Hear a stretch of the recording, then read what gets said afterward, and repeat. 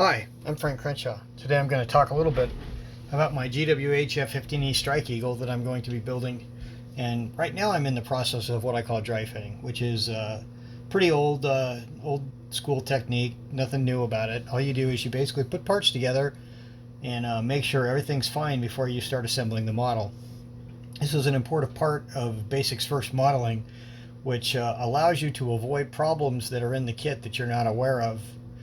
You can hope that the instruction sequence is good and that the kit itself is so good that you won't have problems, such as with a Tamiya kit. But most manufacturers, including Tamiya, you can avoid problems simply by dry fitting the parts. A great deal of problems in modeling can be solved simply by pre-assembly. I'm going to give you a really good example of that today. So these are the options for seats for this kit that I have available to me. This right here is the kit seat that's been assembled.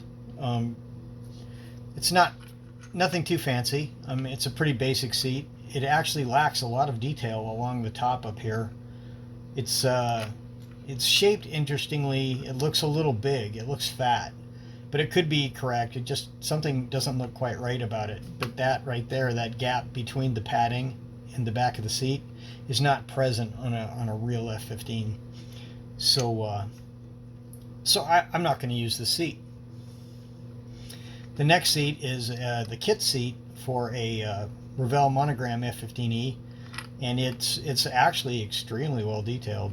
One thing about the seat, it comes with the launch rails already attached to it, so that's kind of interesting. Anyway, it has the correct canopy breaker that you see with an F-15e. This seat is a true detail seat that I have had for a while. It's not for an F-15, it's for an F-16, and you can tell that by that little flange there. That would have to be cut off, and these handles from one of these kits would have to be put there, but that wouldn't be hard to do. It has nicely molded in belts, so the detail's pretty good, but it does lack the canopy breaker system that you see on the other two seats. The F-15E has that canopy breaker on it. The one thing the seat is missing is launch rails. So that brings us to my problem. When I first got this kit, the instructions inform you to glue the launch rails in here, and then you hook the seat up, and that isn't in and of itself a problem. I just assumed that everything was the same size, so I put my launch rails together for the front and the back, glued them in. Realized I didn't really want to use the kit seat, and then I took this Aries seat, or True Detail seat, and just kind of set it in there just to see how it would look. And I don't know if you can see this. I'll pull it out so you can see it. But the seat doesn't fit in the rails. I mean, it's way off. I mean, that's a huge gap. That's a 2 to 3 millimeter gap right there. This rail is supposed to be flush up against the seat as the rollers in it slide down it. Anyway, that is not correct at all. So when you look at the two seats, the GWH seat and the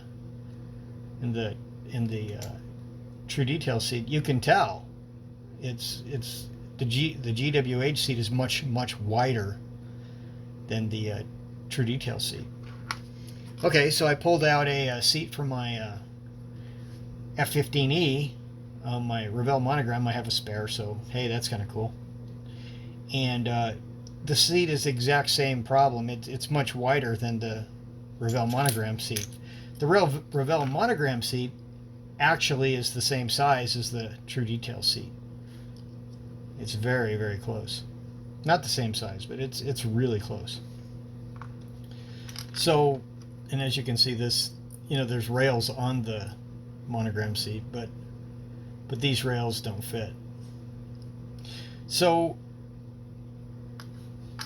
that leads me to think that I have an issue. So I pull out my reference, right? And right here, you can see there's literally a gap, a pretty good sized gap on both sides of the side consoles between the launch rails. So that's our first indication that we have a small issue here with the GWH kit. If you look at how the seat rails go in, they're actually flush up against the side consoles. So right away I can tell that that's not accurate. It's not really a huge problem if you use the kit seat. If you use the kit seat, it's really not a big deal because you won't really notice that. It'll all just sort of blend in. The problem comes if you don't like the kit seat, and frankly the kit seat isn't that great, and want to use an aftermarket seat. Make sure you do not glue your launch rails in first, like the instructions tell you to do. What you really want to do is you want to resize these launch rails to fit an aftermarket seat. And I didn't do that. I just ripped them out, and I'll scratch build them later if I decide to go with the true detail seat. But at the moment, I'm really liking this the seat that goes with the Revell kit. It's actually very, very good. I mean, it fits very well. I'm not thinking I need to really go much further than that. But the seat also shows another weird problem with this particular kit. And this is kind of an obscure issue that perhaps really isn't a big deal at all, but to some might be a big deal. Anyway, these stubs right here are the rudder pedals for the pilot. And as you can see, the seat is right up against the rudder pedals. It's not really possible for the pilot to use these. These are not in the right place. I'm not sure that's a big deal. I'm not even sure it's going to be visible, but that's something you're going to want to be aware of when you build your GWH F-15. These rudder pedals are literally right up against the ejection seat, and that's not correct. That's just crazy, actually. Anyway, so as nice as the GWH kit is, and as much accolades as GWH gets, even GWH obviously has issues that are worth looking at before you go diving into a kit. I found another one, and this one is not serious at all, but this is the side console for the cockpit. And as you can see, this molding tab, this key lock right here, that's really not in the right place. Now that is not a big deal at all, and the answer to that is just remove the tab, and of course that is the easiest thing in the world to do with a JLC saw. Few swipes with the saw and it will be gone. But you will want to be aware of that, because if you glue all this stuff into the cockpit sill and you're not paying attention, you might have a problem. Anyway, it fits perfectly once you remove that stub. So that's the spirit of basic modeling right there. I mean, even though that's a very simple example. I've also gone ahead and I've dry fitted the landing gear bay, the front landing gear bay, and it's really well done.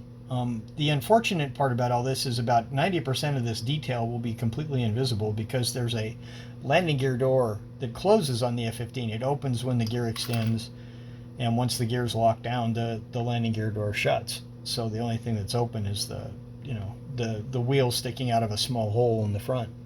So most of this detail won't even be visible, but it is very nice. So if for some reason you want to open that door up to show off the detail, you can. It's not accurate unless it's in maintenance, but I would never say never. But just dry fitting these parts, everything seems to fit very well. There doesn't seem to be any issues at all in getting the cockpit in. There is something to be aware of though on these sidewalls. There is a little bit of mold scuff, some ridges. It's probably a good idea to sand this down a little bit so that it's not as thick. That way it'll fit much better under the canopy sill, because what you really want is you want this thing to go under the canopy sill to a degree to give the illusion of a canopy sill. You don't want it sticking out or a lip showing, and it's kind of thick. So this part right here, these two parts right here, you're not going to kill yourself if you're not going to hurt yourself or cause yourself issue if you take a sanding stick and sand these parts down some before assembly. So again, that's something Dry Fit showed me. As far as the rest of the thing seems to fit absolutely magnificent.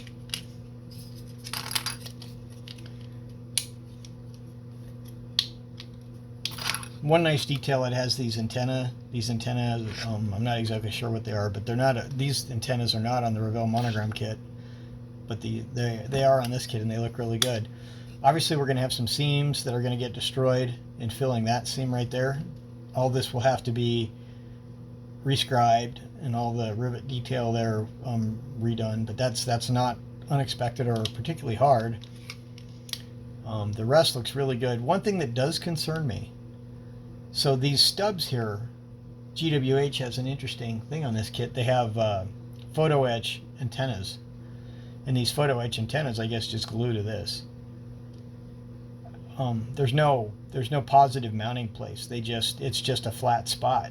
So you're going to be gluing a piece of photo etch on its edge onto this piece. That is not going to be a very strong connection at all. It's going to be very awful, actually. It's going to be a very, very weak connection. So that is something that I can tell already is going to be a bit of a problem, and I think I have a solution for that, and I'll talk about that a little bit later. But just gluing photo etch on its edge to a thing, it might be okay for a minute, but boy, you look at that piece wrong, it is going to snap off and be gone. You'll never see it again. Especially taking it to a show, or that is, I feel that is poor design on GWH's part. I would much rather have seen a slot for that to fit in, or some sort of locking mechanism, but that clearly isn't present on this kit. So that's going to be a problem. Another potential problem is these radar bays, the equipment bays where they have all this avionics. And GWH, true to form, provides these opening doors. And usually when you see a kit with these opening doors, there's a problem. The fit isn't bad. Fits pretty good, actually. Nothing to really get too excited about. Actually, that's a very good fit. There's a little tiny gap right here, and also right here. But again, using basic modeling, I'm aware of this problem. I'm going to take some sprue, cut it from a tree, glue it to these edges, and then sand it off and make this part fit absolutely perfectly. You will not be able to tell the difference between it and the kit part when I'm done. Some people would glue this in and then fill it and try to rescribe it, and that's a little more nebulous. I mean, you can do it, it's just more work. Using my pre-building techniques, I'm actually going to use styrene to build this up, though, and then I'll sand it to fit perfectly. And I find that's the superior way to do this. I would rather have a part that's too big than too small, because I can always remove items. And the neat thing about plastic is if you sand off too much, you can always add more. It's unlike wood, where they're always like cut once or measure twice, cut once. Well, in plastic, if you're short, just add more. It doesn't really matter. It's good. So the detail in these avionics bays is quite extensive, and if you wanted to leave this door loose, you could. It's not going to hurt the model. One thing, though, the inside of this door is covered in very large, very, very noticeable mold release press marks. If you're looking to take this to a contest, you would want to fill these seams or blend them or something. And that's a lot of work. I mean, it's not hard work, but it's something you definitely have to do for basic modeling. So be aware, if you open these doors, you do have some seam filling to do in these doors. Both doors seem to have it, and they're really big. And unfortunately, it's going to interfere with some of the engraved detail. These are raised rivets, and it's going to be really hard to fill that without deleting these raised rivets. So that's always unfortunate, but that's really nothing that isn't expected. Even Tamiya does that. So many Tamiya kits suffer from that exact same malaise. All right, so that's my introduction to dry fitting the nose part of the F-15e. I've looked through the other parts of this kit, and I'm going to build this nose section first. And the reason I'm going to build this nose section first is no matter what direction I take in this model, this part has to be assembled before I can proceed any further. So there's no point in putting off the nose assembly. This really is where the construction needs to begin for this particular kit. So that's what we're going to do now. And that will be the focus on my next video. Thanks for watching.